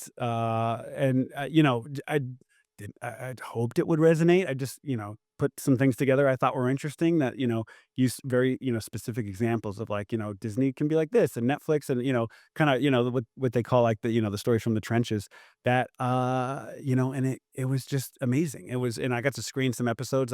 You know, I ripped some in Chinese and with subtitles so I could like no matter where I was, I could screen some examples of like, different shows that I've worked on and break them down and then like the second hour was all just open Q&A. And so we went to, a handful of universities and got to visit some old, friends that I hadn't seen in 10 years. Like one friend who, she's a was a Romanian classmate of mine who, stayed in China, married a Chinese guy, and now he was a teacher at this university. And so, they got us in and I went to two of his classes. And so it was just like everyone, we just put this together and we're like, let's just get as busy as possible for a week. We filmed them and, it was like amazing. And then I got to go to that old dumpling shop that I made that documentary, a little short documentary on after 10 years. And I just kind of showed up and I was like, oh, like there's his wife. I remember his wife. There she is. And I'm like, I wonder if he's around. And so I was with a friend and we asked like, oh, is he around, the boss around? And I was regular here like 10 years ago, and it turned out, he was not far. So he came by and he didn't recognize me at first. I didn't think he would, but I said, I was the one that shot like this little documentary on you, and like we did a short film, this dark comedy with your son. And like I showed him some stills like off IMDb of like these, shorts, and one of them, he was being interviewed. So he's looking at himself from 10 years ago, and his son, whose English name is Robert, who was 8 years old at the time, and it all came back to him, and he's like, "My son is 18 now," and he showed me his son, and it's like, he's so tall, and it was just one of those crazy, like, things where, 10 years is a long time, but at the same time, it's not. You can kinda just pick up where you leave off with certain people, and so it was a very special trip for that reason. That's great. Did you notice any difference in, like, Beijing, like, post-COVID versus pre-COVID? Because like, I haven't so I left China in, like, 2018, 19, but I haven't been back. I was in Beijing December 2019, and that's the last time I was in China, and that's crazy after spending, like, the majority of my adult life there. But I haven't been back yet, and I've heard, like, mixed reviews. Like, some people say, it hasn't quite recovered, like the psyche of the people is still a little bit shaky, like it's not quite as like confident and as it was before, like, the arrogance and the wealth that was being created at such a rapid rate, when I was there. And I'm just curious if you felt anything like that. I think you're actually the first person I've talked to that has been to China since it reopened, what, last year? Yeah, I Yeah. think so. Yeah, well, face scanners. First of all, I don't Oh, know when, good. but they're just everywhere. And like to get into universities, face scanners, and that's new. I don't remember those. Yeah. And so there's a lot more of that. You know what? The skies were really clear. Like that, of course, the pollution's like the kind of the first thing you think about. And it was just beautiful.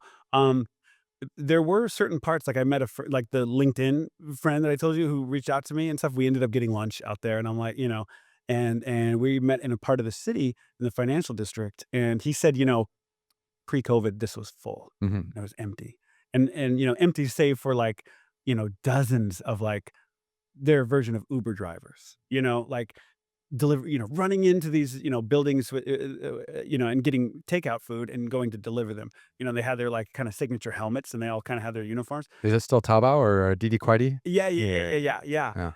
Yeah. And so there were, but like in terms of shoppers, it was empty. Yeah. And so he says that's, and people told me about that, like, oh, it's changed, it's different. And then, I don't really know what that means. And then I went out there and it's like certain parts that used to be full were empty. And he said that a lot of people, fled to the country Mhm. and left the city. And so, but other parts of the city felt exactly the same, or at least in terms of like the volume of people that you'd expect. But like the old hutongs, in old Beijing, were like built up, and so it was like newer, and certain areas were just more polished. And like I noticed the old film school had like a new cafeteria, and like and they had a merch shop, which is like not something they had at the time. I was like, oh, they have like Beijing Film Academy merch. Mm. But uh, I mean, the people that I saw that I knew from 10 years ago, I think the spirit was the same. It really was, at least in the time that I was there, so some differences, but not, the people, people that I knew were doing really well, which is great to see. That's good. Yeah. Yeah. All my friends left actually during COVID. So I was the first kind of to leave. And these are friends I had since like 2002. When I went back and actually started living in Shanghai and but a lot of them kind of got caught out in pretty awkward situations because of the country just locking down and yeah, so they've kind of like all left. So my connection to the country now is very different. Were they other internationals that Yeah, left? yeah, yeah. Yeah, like one of my best friends, he so he was living in Shenzhen, China, which is in southern China near Hong Kong, and for a lot of people who don't know, there's something called the Chinese New Year, which is like the big holiday. So, and Chinese New Year is usually like a month or 5 or 6 weeks after our Christmas. So my buddy would always go back to the U.S. for Christmas with his wife and kids, and then his wife and kids would stay in the US, and then he would go back and work that 5 or 6 weeks until Chinese New Year, and then he would come back because they got, like a month off of work for Chinese New Year, and the kids were off school and stuff like that. And then he'd come back and kinda work remotely and then be here. So what happened was is in 2019, he and his wife and kids came to the US for Christmas, and then in 2019, he went back after Christmas, and then they locked down the borders, and he got stuck when his wife and kids were still in the US. And then January 2020, closed down and stuff like that. So he ended up waiting, like he ended up trying to get on one of those flights out of China, but they had an apartment, they had, he had to like unwind his China life. So first he had to quit his job because like there was no end to this in sight, right? And of course, China didn't reopen, I think, until April 2023. So he saw the writing on the wall. He got to China a little bit before I did, so we were both like long time stay guys. But so yeah, so he ended up having to quit his job, get rid of his apartment, sell all his furniture. And then it took him like a month or two to like get on one of the flights from Shanghai back to the United States, like one of the special like diplomatic flights, just so he could be reunited with his family. But it was, yeah, it was a total mess because like people in the United States, like I guess California maybe locked down the hardest. It was a few months, but places in Texas maybe it was just a week or two.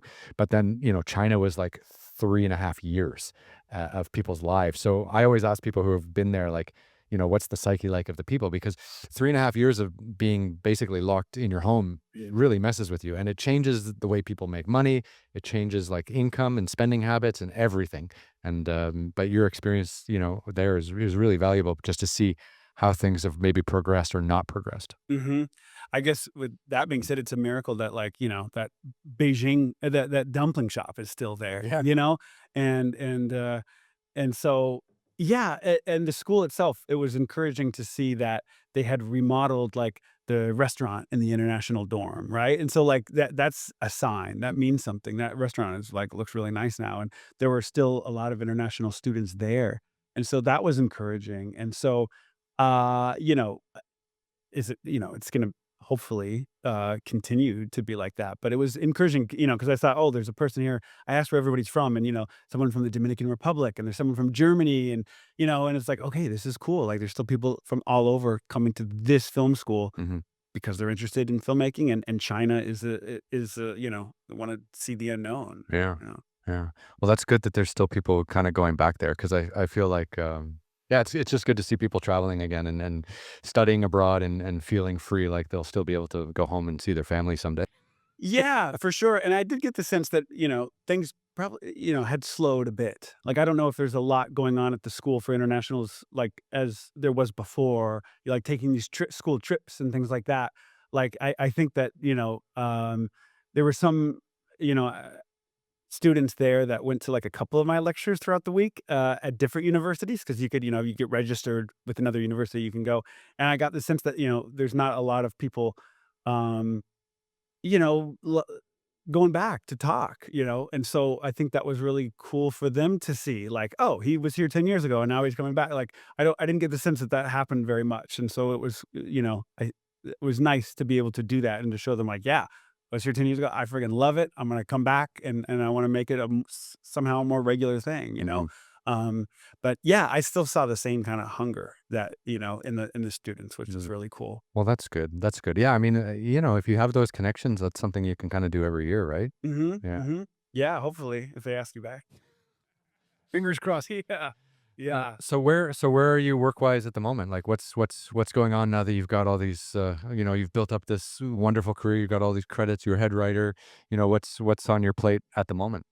Yeah, so currently I'm head writer on a show called Pupstruction for Disney Junior. So after CoComelon Lane ended, I got to go to back to Disney for a show called RoboGobo, which is it hasn't come out yet. It'll air in January, and I came in the second season, and we finished the second season, and right as that was ending, the head writer that was on Pupstruction was going on maternity leave. And so they're like, "Oh, why don't you just roll over and since the world and you have did some freelance for the show." And so it was perfect timing, and so I got to continue at Disney, just on a different show, but with, like, the same group from T.O.T.S, it Mhm. was like, so I knew the world, and then, so I covered for her while she was gone, and then she's back, and so we're both finishing the season together, Oh. and that goes until, like, March 28th, which is, like, of course, the exact date when your job ends in this industry. What do you do on March 29th? Exactly. Yeah, and so, really so it's like, okay, I have, like, a little over 3 months to, like, figure it out, which is, like, pretty good time in our world, And so, you know, like, yeah, the answer is I don't know exactly what comes after on March 29th, but there's a lot of, like, maybes, a lot of, like, potentials, and that's really it. That's what you do every time, and then, one of those could go, or something that you don't know can come out of left field and go, "Oh," like, or, whatever, but you don't know, you know? So I love this because, normally when you have a job and it's like a staff job or a full-time job, right? And then you start looking for other jobs while you're still doing that job, people kind of look down at that like, hey, like, what do you don't like it here, right? But in this industry, you know exactly when your job is done, and you got to be looking for your next job while you're still doing the job you have, and that's just expected because you can't just not work. Like, it's not an option, right? So is like 3 months enough time for you to like start putting feelers out to try to find something for like April 1st? Yes, it is enough time. It is enough time, assuming that there's something there, but it is because, yeah, and as shows wind down, then you just inevitably have more time. And so, your workload is not the same. Your workload is intense for a while, and then it starts to taper off as you get close to the end. So you have some more time for yourself. So that's when it's like, okay, let me take more meetings. Let me remind people that like I'll be available soon and that kind of thing. So you always need to put the show you're working on as the priority. But beyond that, like everyone is juggling, you know. Uh, I mean, yeah, that's the lifestyle. Yeah. Yeah. Does that create a lot of anxiety for you? Like, not like, constantly having to kind of find the next thing? Like, does that, or do you love it because it's like, now I get to go into a whole new world? I mean, like, or does it kinda like, does it sit in the back of your head and kind of, you know, stir up some anxiety or some fear or some distraction? I'm just curious because like, I just don't know that world. Like, I couldn't imagine being like, "Okay, on March 28th, you're gonna be unemployed unless you fucking figure it out and find someone else, find another project to work on." Yeah, I think it's a little all the above. So first is you love it. It is the lifestyle. Right. You signed up for it. It's been like that since the beginning. Since even as a PA and you don't have like head writer credits, right? Yeah. You're still hustling. Yeah. And so there is something about the uncertainty that and the difficulty that keeps me and like everyone else in this engaged. I Mhm. think the difficulty is what it's like, yeah, let's figure this out. And so there is that. Also, there's a new added pressure with, baby from a baby girl who's now a little over a year and a half. And, like I said, a house 2 years ago. So, like, those are, considerations. Yes. Well, congratulations, Sleep. though. Yeah. Thank you. Yeah. Yes. And so now it's not just me in an apartment anymore, who's like, okay, well, if I can get lean if I, go a certain amount of time without work, and stretch it out. And now it's like, no, well, there's a house and a beautiful baby girl. And so, yeah, but also you look around and you realize that you're not alone. I'm not alone.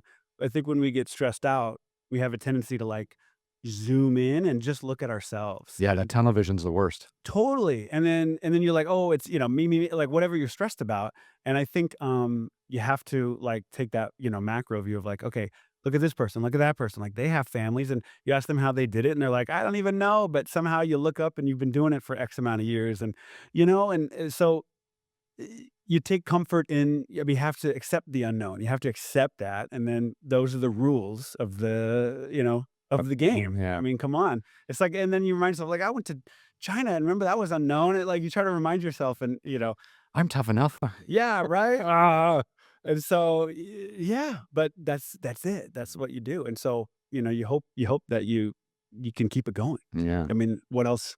You just and you have to like, also be creative during that time and, like, remember you can generate your own work Mm. and you can, and you should be writing new things so you could, share, like, new projects with people and pitch out new ideas. And then they can maybe they take that idea and that becomes your next job, or they're like, "Well, that's we like it, but we're not gonna buy it, but maybe you could work on this show." And so, you're not totally in other people's grip. You have some amount of control, so try to, like, maximize the stuff you can control. I was gonna ask you that, when are you gonna maybe create your own concept and try to be a showrunner? Because isn't that like the next level up from being a head writer, kind of? Yeah, like head writer, like EP, executive producer, or showrunner. Yeah, I mean, definitely, I think, like, there is something I'm working on now that's an original pitch, Mhm. and, I'm starting to like, what you do is you put together, like, what they call the Bible or maybe, like, the mini Bible because it's just a pitch, and that's something that, but again, it's that the kind of job where chances are you're not gonna be given that kind of position. You're gonna have to, wedge yourself into it because you created a show, and so you can make that jump. Like when we did CoComelon Lane, I got to make that jump to head writer even though I hadn't done it. Normally, that would never happen, but because I was a co-creator on it, they kinda give you that boost, right? Yeah. So that would be the way to do it. Yeah, because I mean, like, there's no way you can be a showrunner if you're not creating the show, right? Because it's basically your voice that carries the whole tone, right? Because you're creating something from that hasn't kind of been done before. Yeah, exactly, exactly. That's when you have the leverage Mhm. to negotiate for that. Otherwise, maybe if you're on a show and it's multiple seasons and like, there's a certain amount of time where if you've been on as a head writer for a couple seasons, you can maybe try to negotiate to executive producer, head writer. So at least you have a jump in title. But Generally, you gotta, develop a show or create your own show, Yeah. depending. Mhm. And I mean, is there just I mean, I'm guessing, you can tell me if I'm wrong, but there must just be like thousands of IP, in the animation children's space that just hasn't been tapped yet, right? Like there's just so much content out there. I mean, how hard would it be to find something that hasn't, you know, made it to the big screen yet and put together, like a 20 episode season or something like that? Well, there is a lot of IP, and you know, if you're making a show based on existing IP, then it's technically you're not creating that show, you're developing it. Mhm. Meaning creating is when you create something based on an original idea, and the credit is different. So, developing it based on existing IP, there's a lot of opportunity out there. And just like we did on CoComelon Lane, so Moonbug had this IP CoComelon, and they're like, we want, an older version of the show. They get a bunch of writers to do it's like auditioning, Mhm. you put a pitch together and then you hope they select yours. But you don't get like, any like participation in, merchandise or anything like that if you're developing something that's already exists. For sure. But generally you can if you create your own show because then it's your idea. So there are opportunities for that and it's great, but there's a lot of companies that like have IP and then they also want original, or they're like they say they want original ideas but then they're scared to pull the trigger. Again, there's, two different companies can tell you opposite things of what they're looking for, and you kind of just have to go with, what you feel like you wanna do to some degree. Mhm. You can't just chase because that's gonna change every couple weeks or every 6 months. It's all about this, and now it's all about that. So, yeah, you have to kinda go with your own gut in terms of what you're pursuing. Yeah. I had a chat a couple months ago, here on the podcast with a writer, and, he was a writer on some TV shows and things like that, but he really wanted to create something for himself, so he was working on a graphic novel, or sorry, a graphic comic book, where he was kind of, he hired an artist to help him, but he was kinda driving the narrative and then he was doing all the writing and stuff like that and building out all the characters. Everything was completely original, and his goal was, like, to somehow publish this and then, sell the rights to build out like a series around it. Cause it wasn't necessarily for children. It was maybe more for adolescents. It was a little darker and stuff like that, but definitely in the comic book vein or in genre. And, but he kind of this idea of like launching this graphic, comic book and then using that as a vehicle to try to build it out into like an actual series. So I thought that was an interesting take. You Absolutely. know? And that's a great way to do it, Mhm. because now you're basing something, you're pitching something that already exists. So even if it's something that you made, there's still some proof of concept to it. Yeah. And so it gives you a little more oomph. And absolutely that's, and there's no one way to do it, but that's a great way if you have that. Yeah. Mhm. Amazing. So what's life in LA like these days? I mean, you just came back from China. You're getting ready for the holidays. I mean, is it kind of like an end of the year I can relax, or is it like holy shit, the next 3 weeks are going to be miserable and then I can relax?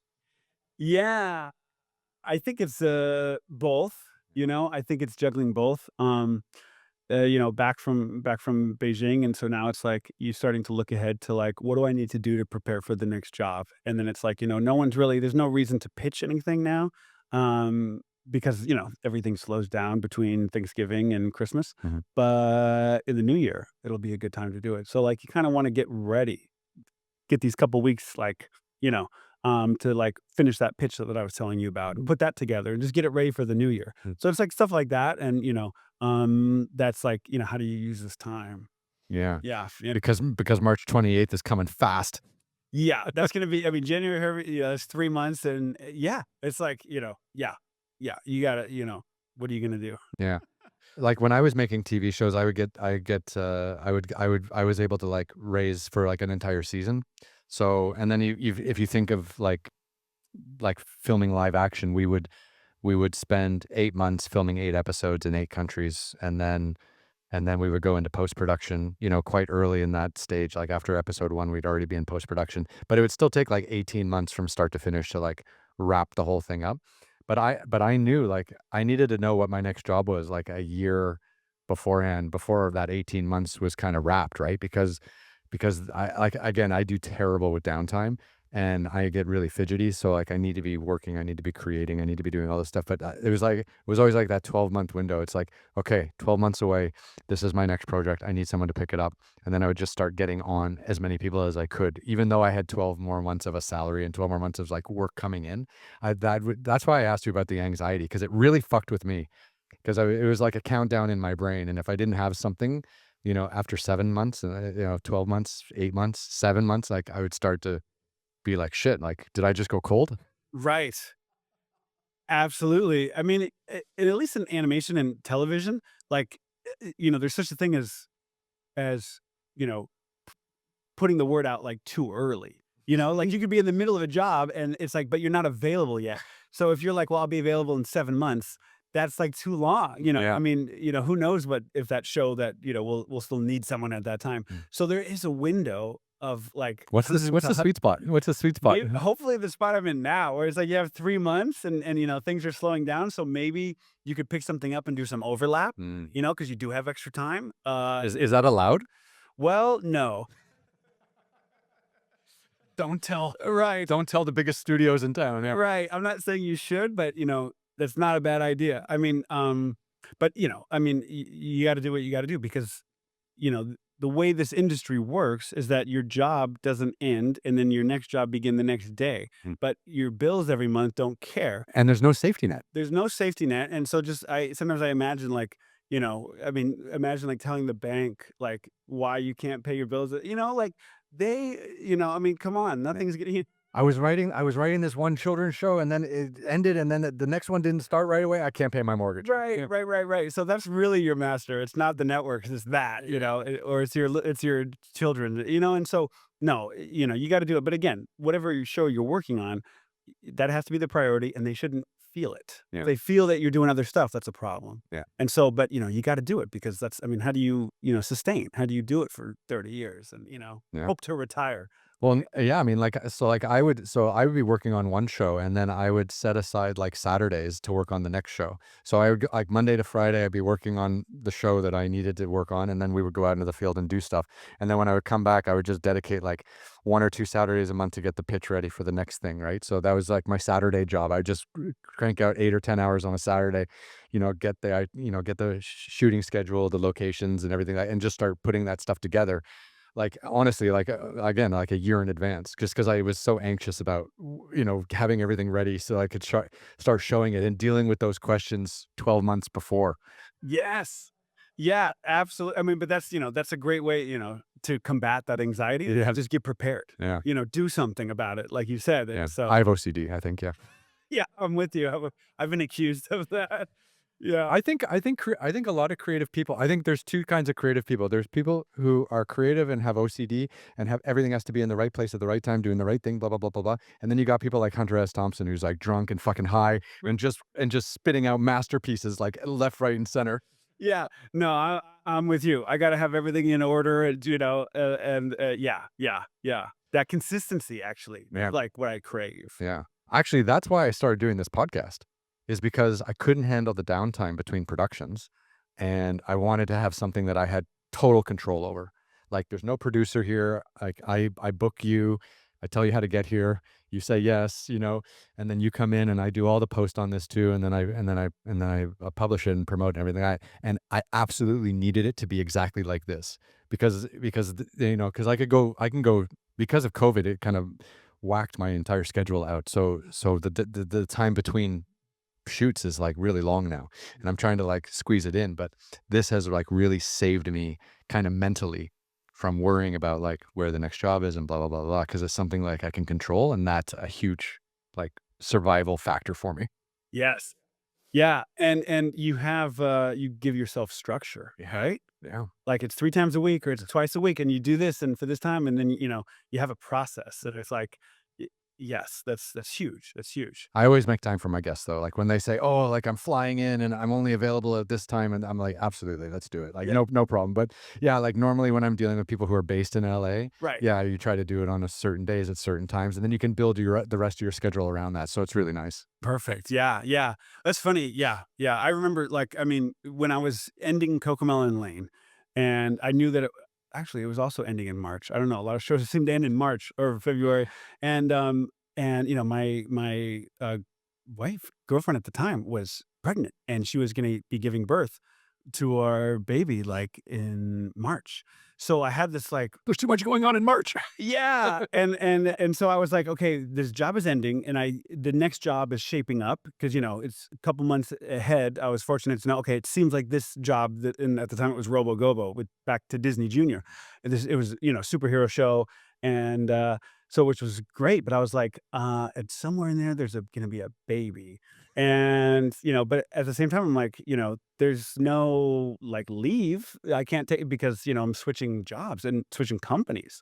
So it's like, there's that uncertainty, which, for people like us, it's like, you need to control things, right? And like, can't control that. Well, you just brought up a huge point, and I can't believe we didn't even think of it.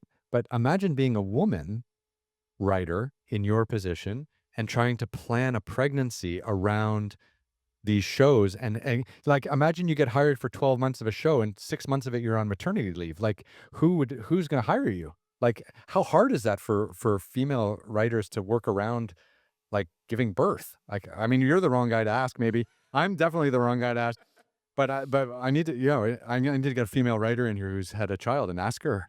Yes, I can certainly recommend one. Yeah. But yeah, I mean, it's, like any amount of work that you do while pregnant is just, I mean, it's amazing. Like, Yeah. it's crazy. And then, the industry doesn't care about anything other than its own schedule. And so what do you do? I don't know Yeah. is the answer. Well, but you told me, so you might have a little bit of experience in this. You told me that you got brought in to be a head writer on a show whose head writer was going on maternity leave. So, like, would the woman who was head writer was going on maternity leave, would she have been hired for like multiple years and multiple seasons, and then the maternity leave was just part of the deal of getting her, or was she like hired for one season and then she's like, oh, I'm pregnant, whoops? Like, how does that work? Like, I don't even know, like how, because you're right, the schedule is the most important thing, but how do you schedule life? And that's something that you can't push off, right? Like that's happening. Right. No, well, thankfully, in her case, she was on the show as a staff writer Oh, and okay. got promoted. So she was in an environment where, at least people, I mean, she developed strong relationships and felt comfortable to say, hey, this is what's going on. Yeah. And they're like, great, you tell us what you need. And so she was able to say, hey, I'll be out for 8 weeks, which, to her credit is crazy. And, but she came back and now we're doing it together. And, the show's ending in March. So I think they made the show, to their credit, made the accommodations, Yeah. and that's what you hope happens. Because again, and that's another thing too, like, buying a house or having a child in this kind of industry is no one is going to stop you and say, hey, now's the good time for you to do that. Because, you have some stability, no, you just have to do it. And then you just have to like, yeah, figure it out. And then you realize like, oh yeah, like everybody around me, like, figured it out too. Yeah. Like, that's so again, you have to, like, remember that there's you're not alone, but yeah, there is no one's gonna tell you, like, "You should take that vacation now." Mhm. Like, there's a good you just have to do it yourself and tell them and hopefully, have the confidence that, to speak up and not wait. Yeah. I mean, are guys like Craig and Adam, like, they're obviously a little more senior than you, or like, are they like, or do you have people like that in your life that you can ask questions like, How have you done this for 30 years? Like, when do you do this? When do you do that? Like, like when do you feel secure financially? It's a must. I definitely do. I mean, a person that, you know, I'm lucky I when I started, I was, like, almost, the youngest in the room. It's Mm. like everyone was my senior, and these people had families, and I'm like, "Oh, wow, look," and then these people, some of them are like, "Hey, you should meet with this manager, or you should do this, or you should get a loan out because you're, for tax reasons," and they tell you some life stuff, and you need that. You need that because, at a certain point, you can't go to your parents anymore and be like, "Should I do this?" And sign with this manager. It's like, no, no, no, no. They, Yeah. they don't have that experience. So it's like, Figure it out. Fuck off. yeah, yeah, exactly. Yeah. And so I'm grateful that I do have those people, and you need them. Yeah. You absolutely need them. Because this town is so hard to navigate by yourself, and then and then and then the income that you make, and then managing the downtime, managing the busy time, and then trying to have a family and all that, like, I can't imagine, it's gotta just be a nightmare. Yeah, but, one thing I realized, and when I was about to, have a baby, and the people that because I was starting a job, and I was like, "Any day the baby's gonna come, so I'm gonna take, like, a week and a half, 2 weeks off, and then come back, and we're gonna start the season." And they understood, Mhm. and they were like, "We did that too." Like, they have, like, kids in college, Mhm. and so they remember what that's like, and so I mean, really, that's all you can hope for is like these people did it. They see themselves in you, like Give me some empathy. yes, and Yeah. and so and they're not talking like, well, what do you mean you're going to do that? Like they did it too. So you hope that you're working with some reasonable people in animation. Chances are you are. Yeah. You know. Just don't post any of the pictures from Cabo. Just drinking, like, yeah, on Instagram. Yes, exactly. I thought he was on maternity leave. Right. Yeah, and so yeah, but there is it's like when is a good time? Who knows? And you just have to, you feel it in your life, and you just try to arrange everything else around it and hope that Yeah. they do. Is your partner?